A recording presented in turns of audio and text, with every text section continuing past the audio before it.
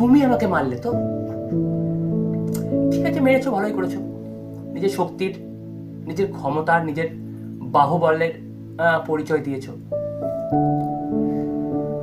আমি হয়তো 1 দিন থেকে 7 দিন অথবা 1 মাস কষ্ট ভোগ করবো। যেহেতু মেরেছো, কম বেশি তো কষ্ট ভোগ করবোই।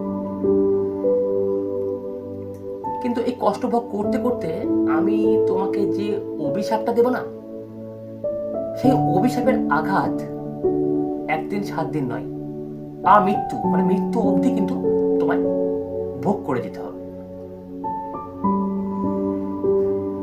অন্যায় করে মারলে এই ফল তোমাকে পেতেই হবে, আর এই অভিশাপ লাগবেও।